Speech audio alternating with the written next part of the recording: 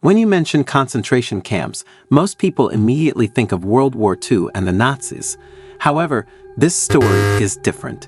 The gruesome deaths, hard labor, and barbarism here refer to a death camp in Mississippi, United States. Given America's long history of black hatred, it's not surprising that such a camp existed. What is surprising is that we've never heard about it. Unlike the German death camps, this story is rarely mentioned. The Devil's Punch Bowl in Natchez, Mississippi, was where about 20,000 freed black slaves were left to starve, suffer, and die. The year 1863 wasn't unique in its horrors, but highlighted the systemic evil faced by black Americans. In the North, discrimination was rampant with segregated schools, limited job opportunities, and constant social exclusion. Violence was both physical and psychological, with whippings, beatings, and lynchings common despite the Emancipation Proclamation. After the Civil War, black Americans felt betrayed, realizing the Emancipation Proclamation had changed nothing. Denied their rights, they relocated, hoping for better lives, only to face crueler mistreatment than they had as slaves. This video reveals a hidden, dark history likely unknown to most, a story so harrowing that forgiveness seems impossible. Before we continue, please support our work by liking, sharing, and spreading our eye-opening black narratives. Let's delve into the history. In Mississippi's foothills, trees are heavy with uneaten peaches. The Devil's Punch Bowl is haunted by tales of pirates, plane crashes, and a history of terror and hatred toward black Americans. One particularly haunting story involves the brutal treatment of black Americans seeking refuge in Mississippi during the Civil War of 1863. The Emancipation Proclamation of 1863 declared freedom for African Americans in rebel states, and the 13th Amendment later freed all U.S. captives. Despite these proclamations, the reality for many newly freed African Americans was far from the freedom they had envisioned. Abraham Lincoln, the 16th President of the United States, issued the Emancipation Proclamation on January 1, 1863. This decree stated that all persons held as slaves in rebellious states shall be thenceforward, and forever free. However, examining the Emancipation Proclamation raises questions. Why did whites suddenly support emancipation? These were the same people who had despised blacks. What changed? Who supported this reconsideration of a black predicament? To find answers, let's delve deeper. On April 12, 1861, the American Civil War began, marked by intense conflict. The Union, despite its larger population, was losing people rapidly. The Union States, or Northern States, consisted of 22 states, while the Confederacy, or Southern States, comprised 11 states. In 1860, the total U.S. population was 31.4 million, with approximately 3.8 million men, 12% of the population, enrolled in military service. The war claimed 620,000 lives. That represented 2% of the total population. President Abraham Lincoln, recognizing the dire situation, knew he had to act. With his keen vision, he devised a plan to bolster the Union's manpower by leveraging the only readily available resource, black slaves. Lincoln's strategy was to entice African American slaves with the promise of emancipation, motivating them to fight for the Union. This plan, known as the Emancipation Proclamation, aimed to immediately free all slaves. Lincoln's plan worked as intended. The proclamation successfully drew black slaves to join the Union Army. These newly freed men fought loyally in the 2-year Civil War against the Confederacy, ultimately securing a Union victory. They fought with the hope of achieving a future marked by racial and economic equality. Despite their sacrifices, the nation remained unprepared to address the issue of full citizenship for its newly freed black population. The Reconstruction era, implemented by Congress from 1866 to 1877, aimed to reorganize the Southern states post-Civil War, reintegrate them into the Union, and establish a society where whites and blacks could coexist without slavery. The South, however, viewed Reconstruction as a humiliating and vengeful imposition, rejecting it outright. The newly freed slaves faced an increasingly dire situation. Many lacked education and money, having been denied both during their enslavement. They were often forced into sharecropping, renting land from their former owners and giving a portion of their crops as rent. This arrangement kept them in a cycle of severe poverty and dependence. Overwhelming challenges such as starvation, segregation, beatings, whippings, and killings continue to rise. The Fugitive Slave Act of 1850 loomed large, forcing free blacks to live in constant fear of being recaptured and returned to servitude. In this oppressive climate, about 110,000 freed slaves were compelled to undertake a massive exodus from the northern part of the country, many traveling through Natchez, Mississippi, in search of shelter and a fresh start. By 1860, Natchez had a population of about 6,612, including 4,272 whites, 2,132 enslaved people, and 208 free blacks. By 1870, the population had grown to 9,057, with 3,728 whites and 5,329 blacks. This drastic increase in the black population heightened tensions in the city.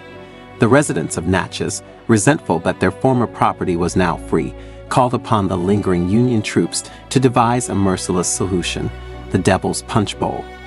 The Devil's Punch Bowl is a naturally enclosed area in Natchez, Mississippi, named for its unique, bowl-like appearance. This camp, located at the bottom of a cavernous pit with trees on the bluffs above, was seen by the Union troops as the perfect place to confine their captives. According to Don Estes, historian and former director of the Natchez City Cemetery, this site became a notorious death camp. The Union decided to build an encampment for the freed blacks at the Devil's Punch Bowl and walled it off to prevent any escape. The Devil's Punch Bowl consisted of 3 camps, all used by the troops to imprison these already freed black slaves, placing them in conditions far worse than those on the plantations. It was essentially another concentration camp. Men were forced into extremely hard labor, while women and children were left in the camp, often deprived of food and water. Harsh weather conditions, arduous work, malnutrition, and poor hygiene led to numerous health problems, including fatigue, smallpox, and other diseases. Experts estimate that in just 1 year, more than 20,000 freed black people died at the Devil's Punch Bowl. The death rate was so high that prisoners begged the troops to let them return to the plantations, but their pleas were ignored. Paula Westbrook, a historian and paranormal researcher, explained that the army didn't allow the black prisoners to remove the bodies of the deceased from their midst. Instead, they threw down some shovels and instructed the prisoners to bury the bodies exactly where they died. However, the prisoners were too exhausted and weakened from incessant suffering to dig deep enough to properly cover their dead. The decomposing bodies caused more diseases, leading to even more deaths in the camp. Regrettably, this story, like many others, has been buried beneath a ravine filled with pain and suffering. The United States has a deep-rooted history of racially motivated mass killings, often denied and left undocumented by authorities. As James Baldwin stated in 1963, American history is longer, larger, more varied, and more terrible than anything anyone has ever said about it. James E. Yeatman, a bank founder and philanthropist of the Western Sanitary Commission, visited the Devil's Punch Bowl in November 1863. He wrote an appeal to President Lincoln regarding the conditions. They never had the opportunity to build businesses, amass wealth, and provide a good life for their descendants. True happiness and freedom eluded them. Even today, occasional flooding by the Mississippi River reveals skeletal remains from the mass graves of the former encampment, confirming the extensive death toll.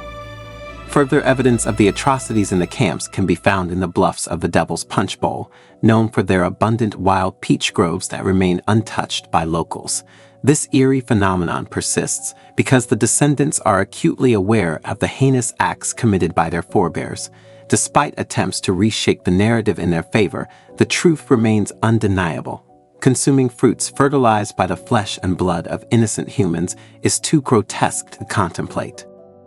Reflecting on the events of the 1860s reveals ample justification for reparations to the entire black community, although no amount could truly compensate for their losses. The persistent hatred towards blacks throughout American history is baseless and unyielding, evident in the unjust overrepresentation of black people in prisons, the prolonged legislative efforts for black progress, often followed by swift regressions, as described by Dr. Martin Luther King Jr. as white backlash. In essence, the haunting legacy of racial injustice continues to cast a long shadow, explaining why black people have endured systemic oppression and why achieving lasting progress remains a formidable challenge. Of the formerly enslaved black Americans, stating that 75 died in a single day. Some returned to their masters due to their suffering. Despite the backbreaking labor assigned to them, they were often killed daily. A record of 20,000 deaths of men and women was noted in a year, without any hint of remorse or sympathy from the Union troops. The troops continued to mistreat these black Americans, not allowing them to leave the camp, even to bury the dead. The dead were buried wherever they fell, as commanded by the troops, and the dying continued. As Westbrook noted, those who dreamed of building lives away from their master's whip ended up owned, tortured, and enslaved once again. A painful yet vital truth is that blacks were never intended to be citizens of America. They were never meant to own land, become political leaders, or contribute meaningfully to the country.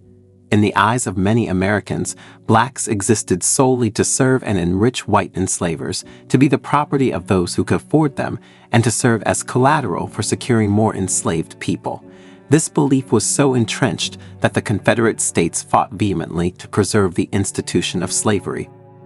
The harsh reality of places like the Devil's Punch Bowl and numerous similar camps serves as a stark reminder of the horrors that free black people faced even after the abolition of slavery. Abigail Cooper, an assistant professor of history, extensively researched the experiences of African Americans in refugee camps during the Civil War. During that time, over 200 refugee camps were established, through which more than 800,000 African Americans passed. These camps represented monumental transformations for black people, offering a glimpse of America not as their captors, but as their potential home. However, the reality within these camps was grim. Disease was rampant, and inhabitants lived in constant fear of raids from white Southerners. Despite these hardships, the camps provided a crucial safe haven where black families could reunite and individuals from diverse cultures and traditions could come together. It was a place where they could begin to experience freedom, to build what could be called a home. Yet, even in these camps, disparities persisted. White refugees often received better treatment and more rations compared to their black counterparts. Nevertheless, for many African Americans, these camps marked a pivotal moment where they could endeavor to reclaim their humanity, forge new beginnings, and strive towards a future where they could live as free individuals, no longer bound by the chains of slavery. Some camps provided access to education, a vital opportunity for many black refugees. During slavery, having a good pair of shoes was crucial. Slave owners would lock them up at night to prevent escape. Shoes were essential for the perilous journey to the camps, where refugees devised ingenious ways to protect themselves. Some crafted makeshift footwear from plantain leaves, which masked their scent from tracking hounds used by patrollers and former owners. The journey to freedom was arduous and fraught with danger. Racial terror and violence were pervasive, resulting in brutal injuries and deaths among black people seeking liberty. These retaliatory killings often went unreported, but left a lasting impact on the black community. In remembering the Devil's Punch Bowl, we confront a painful chapter of American history that must not be forgotten. The suffering of those imprisoned, starved, and subjected to forced labor in this cruel encampment serves as a stark reminder of the horrors of racial oppression. It underscores the enduring struggle for freedom and equality.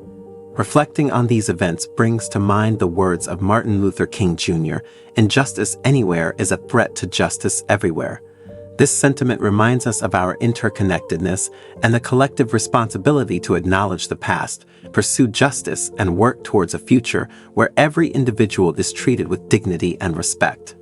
As we conclude, we invite you to engage with us in the comments, share your thoughts, and support our work by liking, sharing, and subscribing. Your involvement helps us continue to shed light on important issues. Thank you for watching.